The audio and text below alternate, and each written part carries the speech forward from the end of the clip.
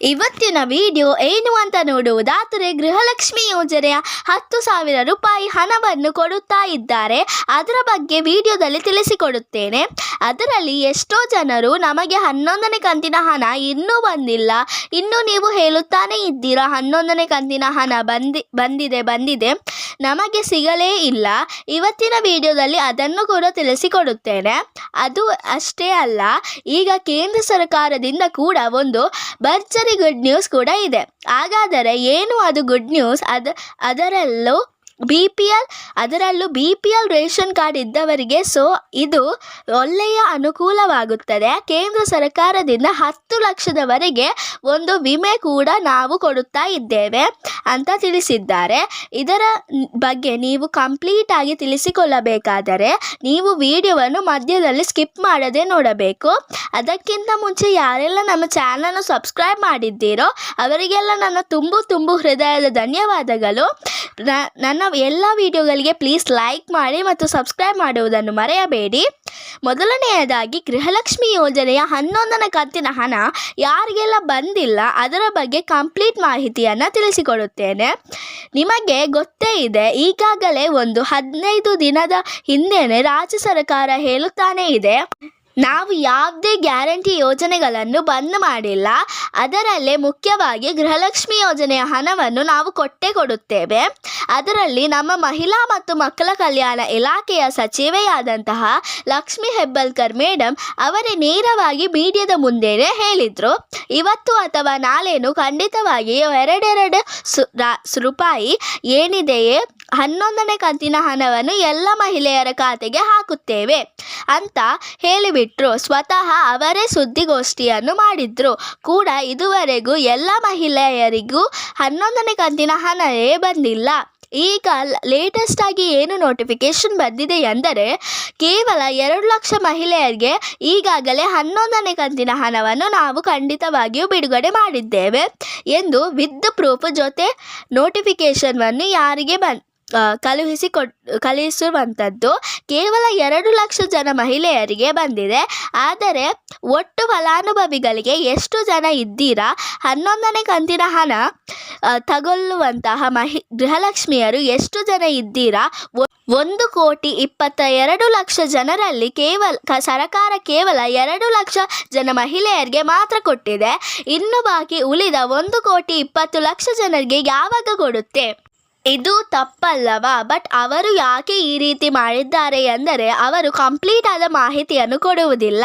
ಒಟ್ಟಾರೆ ನಾವು 11ನೇ ಕಂತಿನ ಹಣವನ್ನು ಬಿಡುಗಡೆ ಮಾಡಿದ್ದೇವೆ, ಇನ್ನು ಮೇಲೆ ಯಾರಿಗೂ ಕೂಡ ಬರುತ್ತೆ, ವೆಯ್ಟ್ ಮಾಡಬೇಕು. ಸರ್ಕಾರದಲ್ಲಿ ಸ್ವಲ್ಪ ಟೆಕ್ನಿಕಲ್ ಎರರ್ ಇದೆ, ಇದರಿಂದ ಸ್ವಲ್ಪ ಸಮಸ್ಯೆ ಇದೆ, ನೀವು ಕಾಯಬೇಕು ಅಂತ ಉತ್ತರವನ್ನು ಕೊಟ್ಟಿದ್ದಾರೆ.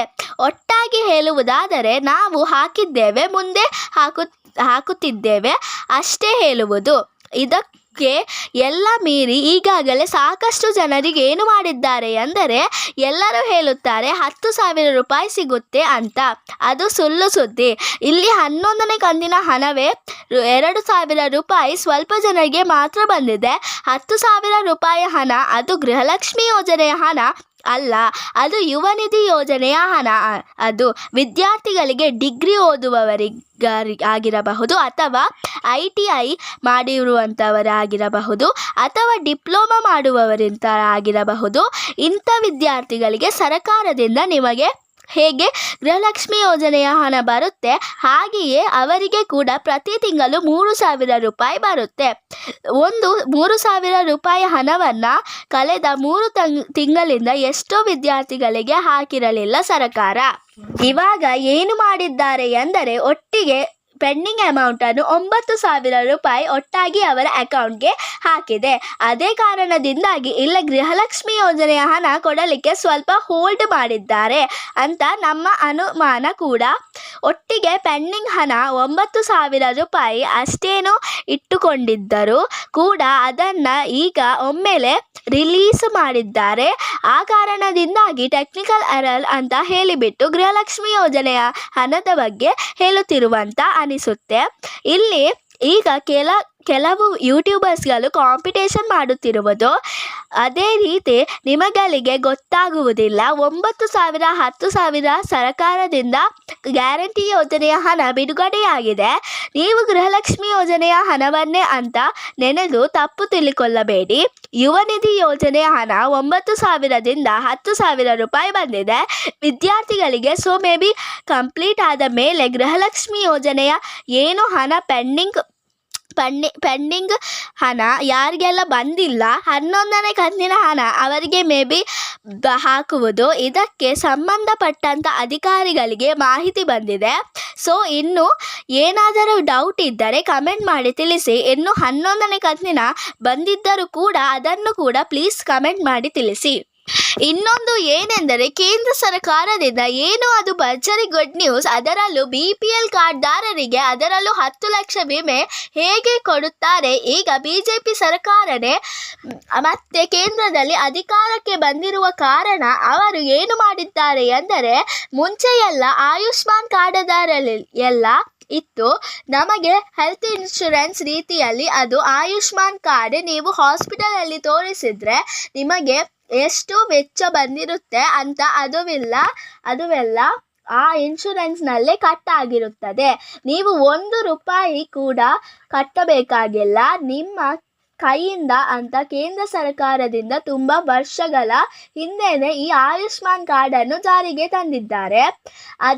ಆದರೆ ಎಷ್ಟೋ ಜನರು ಹೇಳುತ್ತಾರೆ ಹಾಸ್ಪಿಟಲ್ಸ್ನಲ್ಲಿ ಆಯುಷ್ಮಾನ್ ಕಾರ್ಡನ್ನು ತೋರಿಸಿದ್ದೇವೆ, ಆದರೆ ಅದರಿಂದ ನಮಗೆ ಏನು ಉಪಯೋಗವಿಲ್ಲ. ಸಾಕಷ್ಟು ಜನರು ಕಮೆಂಟ್ ಮಾಡಿದ್ದಾರೆ. ಈಗ ಕೇಂದ್ರ ಸರ್ಕಾರ ಏನು ಮಾಡಿದೆ ಎಂದರೆ ಆಯುಷ್ಮಾನ್ ಕಾರ್ಡನ್ನು ಮತ್ತೆ ಅಪ್ಡೇಟ್ ಮಾಡುತ್ತಿದೆ. ಇದುವರೆಗೂ ಆಯುಷ್ಮಾನ್ ಕಾರ್ಡ್ಗೆ ಎಷ್ಟು ಲಕ್ಷ ವಿಮೆಯನ್ನು ಕೊಟ್ಟಿದ್ದಾರೆ ಅಂದರೆ BPL ಕಾರ್ಡ್ದಾರರಿಗೆ 5 ಲಕ್ಷ ವಿಮೆ ಅಂತ ಹೇಳಿದ್ದು ಎಂದರೆ 5 ಲಕ್ಷವರೆಗೂ ನಿಮಗೆ ಉಚಿತ ಚಿಕಿತ್ಸೆ. ಇದನ್ನು ಈಗ ಕೇಂದ್ರ ಸರ್ಕಾರ 10 ಲಕ್ಷ ತನಕ ಏರಿಕೆ ಮಾಡಿದ್ದಾರೆ. BPL ಕಾರ್ಡ್ದಾರರಿಗೆ ಉಚಿತ ಚಿಕಿತ್ಸೆ ನೀಡಲಿದ್ದಾರೆ. APL ಕಾರ್ಡ್ದಾರರಿಗೆ ಇದು ಅನ್ವಯವಾಗುತ್ತೆ. ಇಲ್ಲಿಗೆ ಈ ವಿಡಿಯೋ ಮುಕ್ತಾಯವಾಗುತ್ತದೆ. ಈ ವಿಡಿಯೋ ನಿಮಗೆ ಇಷ್ಟವಾದರೆ ಪ್ಲೀಸ್ ಲೈಕ್ ಮಾಡಿ ಮತ್ತು ನಿಮ್ಮ ಫ್ರೆಂಡ್ಸ್ ಆ್ಯಂಡ್ ಫ್ಯಾಮಿಲಿ ಜೊತೆ ಶೇರ್ ಮಾಡಿ ಮತ್ತು ನಮ್ಮ ಚಾನಲನ್ನು ಪ್ಲೀಸ್ ಸಬ್ಸ್ಕ್ರೈಬ್ ಕೂಡ ಮಾಡಿ. See you with the new video.